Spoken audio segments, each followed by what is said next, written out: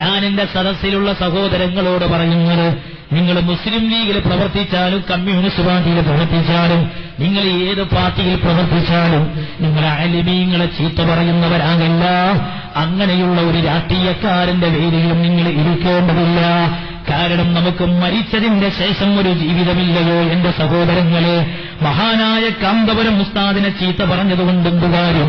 ബഹുമാനപ്പെട്ട ഉസ്താദവറുകള് സുബ്ഹാന ജല്ല ജലാലു, എത്ര ആലിമീങ്ങളെയാ വാർത്തെടുത്തത്, എത്ര യതീമുകൾക്കാ ഭക്ഷണം നൽകിയത്, എത്ര പാവപ്പെട്ടവർക്കാ വീട് നൽകിയത്, എത്ര പള്ളികളാ നിർമ്മിച്ചത്, എത്ര സ്ഥാപനങ്ങളാ കെട്ടിപ്പടുത്തത്. ആ പള്ളികളിലൊക്കെയും ഒരു വിശ്വാസി അല്ലാഹ്ക്ക് വേണ്ടിയിട്ടൊരു നെറ്റിത്തടം വെച്ചാൽ, ഓ എന്റെ സഹോദരങ്ങളെ, ആരുടെ അക്കൗണ്ടിലേക്കാണ് അതിന്റെ കൂലി എത്തിച്ചേരുന്നത്? അതേ സമയത്ത് രാഷ്ട്രീയക്കാര് ആലോചിക്കണം, നിങ്ങൾ വിളിച്ച തെറിപ്പാട്ടുകളുണ്ടല്ലോ, തെളിവാക്കുകളുണ്ടല്ലോ, മണ്ണാർക്കാടിന്റെ വിജയപരാജയത്തിന്റെ പേരില് സോഷ്യൽ മീഡിയകളിൽ നിങ്ങൾ കൈകാര്യം ചെയ്ത രീതികളുണ്ടല്ലോ. സഹോദരാ, ആഖിറത്തെക്കുറിച്ച് നിനക്ക് വല്ല ചിന്തയുമുണ്ടോ? ഏത് തങ്ങളാണോ ആഖിറത്തിൽ നിന്നെ രക്ഷിക്കാനുണ്ടാവുക? എന്റെ പ്രിയപ്പെട്ട സഹോദരങ്ങളെ, സുഹൃത്തുക്കളെ, ഏത് MLA സഹായിക്കാനുണ്ടാവുക? ഏത് മന്ത്രിമാരാ സഹായിക്കാനുണ്ടാവുക?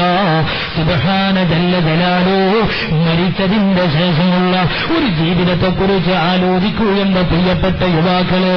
എന്റെ സദസ്സിലെ കാന്തപുരം ഉസ്താദിനെ തെറി വിളിച്ചവരുണ്ടെങ്കിൽ, എന്റെ സദസ്സിലെ AP ഉസ്താദിനെതിരെ തെറിപ്പാട്ട് പാടിയവരുണ്ടെങ്കിൽ, കാന്തപുരം ഉസ്താദിന്റെ കോലകമായിട്ട് മണ്ണാർക്കാട്ടേക്ക് പോകുമ്പോ കൂടെ പോയവരെന്റെ സദസ്സിലോ പരിസരത്തോ ഉണ്ടെങ്കിൽ, സഹോദരാ, ഞങ്ങൾക്ക് നിങ്ങളോട് സഹതാപമേ ഉള്ളൂ, ഞങ്ങൾക്ക് നിങ്ങളോട് സഹതാപമേ ഉള്ളൂ. നിങ്ങൾ ഇസ്ലാമിന്റെ അവസ്ഥ എന്താ? നിങ്ങൾ ആലോചിച്ചു നോക്ക്. റസൂല് തങ്ങളെ പഠിപ്പിക്കുന്ന ഹദീസിൽ കാണാം, ഇബ്നു മസ്ഊദ് തങ്ങളാ മുത്ത് നബി തങ്ങളോട് ചോദിക്കുന്നത്, യാ റസൂലല്ലാഹ്, ഒരു മനുഷ്യനങ്ങ് മരിച്ചിട്ട് പള്ളിക്കാട്ടിലേക്ക് എത്തിച്ചു കഴിഞ്ഞാൽ, ഖബറിലേക്ക് അങ്ങ് ഇറക്കി വെച്ച് കഴിഞ്ഞാൽ, സഹോദരാ, നാളെ ഈ സമയമാകുമ്പോ ഒരു പക്ഷേ നമ്മൾ ഖബറിലെത്തിപ്പോയി കൂടെ? ഖബറിലേക്ക് അങ്ങ് എത്തിക്കഴിഞ്ഞാൽ ഉമ്മ ആദ്യമായിട്ടൊരു മയ്യത്ത് അഭിമുഖീകരിക്കുന്നതെന്താണെന്ന് ഇബ്നു മസ്ഊദ് തങ്ങൾ റസൂലുള്ളാഹിയോട് ചോദിച്ചപ്പോ അല്ലാഹുവിന്റെ ഹബീബ് പറഞ്ഞു ഇബ്നു മസ്ഊദ് തങ്ങളോട്, ഇബ്നു മസ്ഊദ് എന്നവരെ ആദ്യമായി ചോദിച്ചത് അങ്ങാണ് എന്നോട് ഈ കാര്യം ഏതായിരുന്നാലും വിശദീകരിക്കാം. ഇബ്നു മസ്ഊദ് തങ്ങളോട് റസൂല് പറഞ്ഞത്, ഉമ്മ ഖബറിലേക്ക് നമ്മളെ അങ്ങ് ഇറക്കി വെച്ച് കഴിഞ്ഞാൽ അവിടെ ഒരു മലക്ക് വരാനുണ്ട്. ആ മലക്കിന്റെ പേരാണ് ഹദീസിൽ പറയുന്നത് റുബാൻ എന്ന് പറയുന്ന മലക്കാണ്. ഖബറിൽ ചോദ്യം ചെയ്യാൻ വരുന്ന മലക്ക് മുൻകർ നക്കീറാണ് അലൈഹിസ്സലാം. അവരൊക്കെ എത്തുന്നതിന്റെ മുമ്പെത്തുന്നൊരു മലക്ക. ആ മലക്കിനെ ഹദീസിൽ പറയുന്നത് ശ്മശാന ഭൂമിയിലൂടെ ആ മലക്കിന്റെ സഞ്ചാരമെന്നാണ്. ആ മലക്ക് നമ്മുടെ ഖബറിലെത്തിയിട്ട് പറയുന്നത്, യാ അബ്ദല്ലാഹ്, അല്ലാഹുവിന്റെ അടിമയെ, ഉക്തുബ് അമലക്ക്, എഴുതടാ നിന്റെ അമലെന്നാ പറയുന്നത്. ആ സമയത്ത് എഴുതണ്ടയോ? മണ്ണാർക്കാട്ടേക്ക് ജനാസ എന്ന് പറഞ്ഞിട്ട് കോലം ഏറ്റി നടന്നുപോയവനെ ഇന്ന് കിടന്നുറങ്ങുമ്പോ ചിന്തിക്കണോ എന്റെ സഹോദരാ? ഓൺലൈനിലൂടെ ഈ ശബ്ദം കേൾക്കുമ്പോ നിന്റെ കൽബിൽ ഈമാനുണ്ടെങ്കിൽ ചിന്തിക്കടാ. ഏത് ആലിമിന്റെ കോലമാ കിട്ടിയത്? ഏത് ആലിമാണെങ്കിലും ഒരു മനുഷ്യന്റെ അഭിമാനമെന്ന് പറയുന്നത് എത്ര വലുതാണെന്റെ പ്രിയപ്പെട്ടവരെ. അല്ലാഹുവിന്റെ റസൂല് വിവരിക്കുകയാണ്, ഈ മലക്കഥ എഴുതാൻ വേണ്ടി പറയും.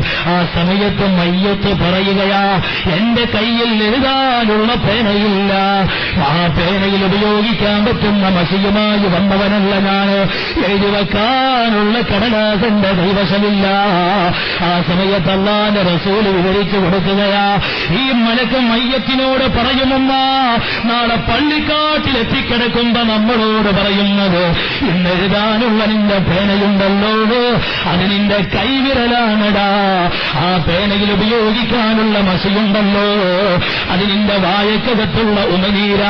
അതേപോലെ എഴുതി വെക്കാനുള്ള കടലാസ്, അത് നിന്റെ കഫം കുടയാണടാന്ന് പറഞ്ഞിട്ട് നമ്മളെ പൊതിഞ്ഞിരിക്കുന്ന വെള്ള തുണിയുണ്ടല്ലോ, ആ കഫം തുണി ഒരു കഷ്ണമങ്ങി മലക്ക് മുറിക്കുകയാണ്. എന്നിട്ട് നമുക്ക് തന്നിട്ട് പറയും എഴുതണം.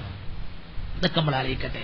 ഒരു MLA ഉണ്ടാവില്ല, ഒരു ജനപ്രതിനിധി ഉണ്ടാവില്ല, ഒക്കെ ചിരിപ്പിക്കാൻ പലരും വരും, അവിടെ ഒന്നൊരു മനുഷ്യനുണ്ടാവില്ല. ഇതാണ് നമ്മൾ ആലോചിക്കേണ്ടത് മരിച്ചതിന്റെ ശേഷമുള്ള ജീവിതം.